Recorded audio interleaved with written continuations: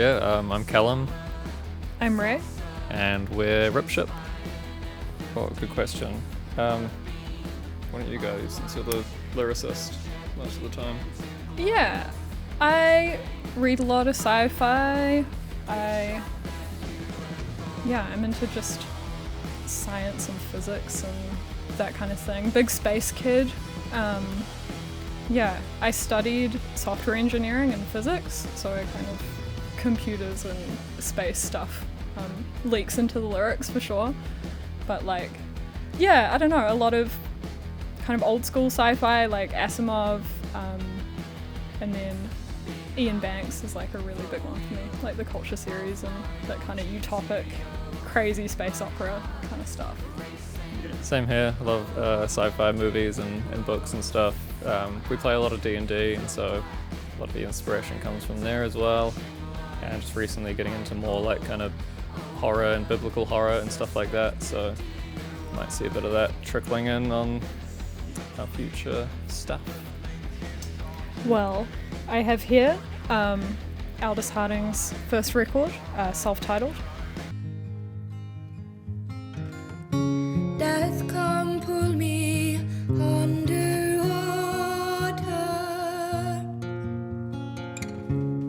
I have nothing left to fear from hell.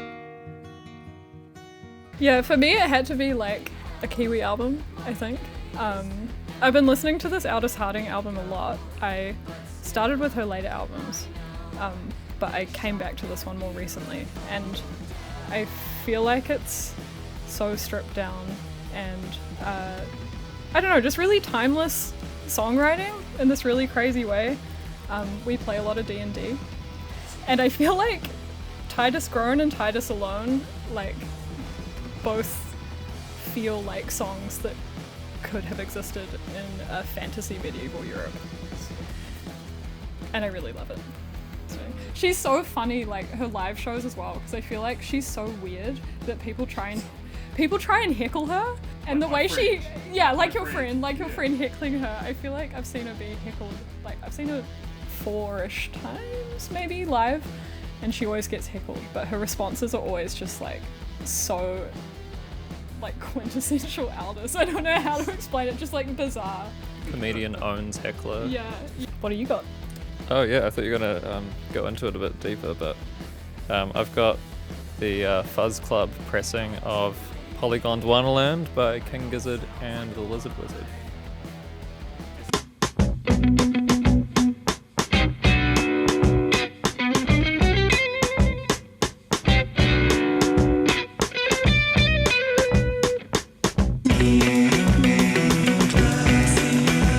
Yeah, this is Polygoned Wonderland.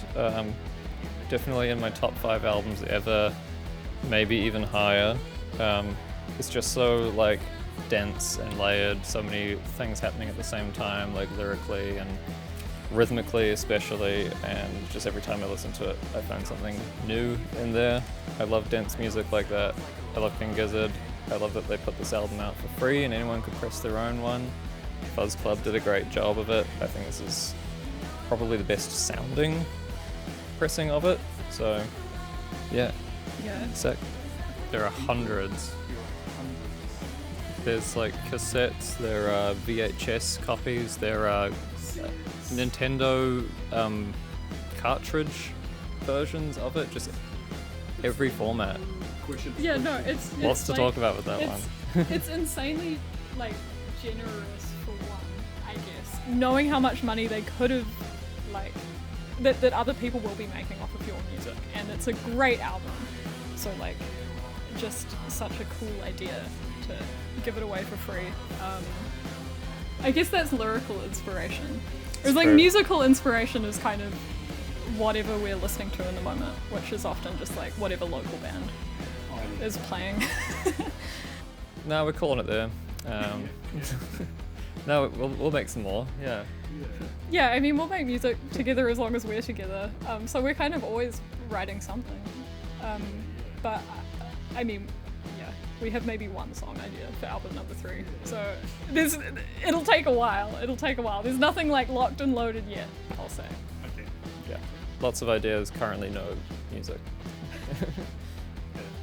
Just one pick, huh? Yeah. Oh god. One pick. Sorry. Okay. I mean, it might honestly be Polygon. I was gonna say it's not a bad choice. Dense is good for that, you know, on every single listen you get more out of it. There's a lot of variation on there.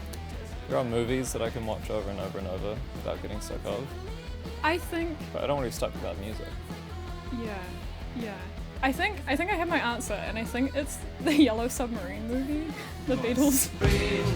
Yellow submarine, and our friends are all aboard. movie. That was like one of my childhood movies that I could just watch on repeat, and I still can. Like, I feel like I will never get sick of that, and there's so much to it visually, it's so rich. But then it doubles as like my music source as well, because then I can listen to a Beatles album. I can close my eyes and just like play the movie and just listen to Nowhere Man or whatever. But also a lot visually. Well, Right here! if you're a vinyl enthusiast like us, you can find both of our albums here at Creeps. Yeah, we're also on streaming, Spotify, and all that stuff, Apple Music. I would say you can come see us live, but we're moving, so You can see us in Melbourne. yeah. We'll come visit sometime, but yeah. Oh, it's the categorization for me. It's like, they're not categorized like A through Z, they're categorized the same way I categorize things in my brain, which is like, you know, fuzzy, psyche stuff, dad rock, like, it's perfect. I love that. You know, why would you put King Gizzard and OCs in like different sides of the room when they're, you know, so closely connected sonically? Yeah, that's right. Yeah, I love that. What about you? What's your favorite? I like all of the niche nerd shit on the walls, because I think like it's an admission that music nerds are just like stuff nerds. Like people who collect physical stuff of any category, whether vinyl or old VHSs. I also like the niche nerdy stuff, yeah. It came from Creeps! Ah. Ah.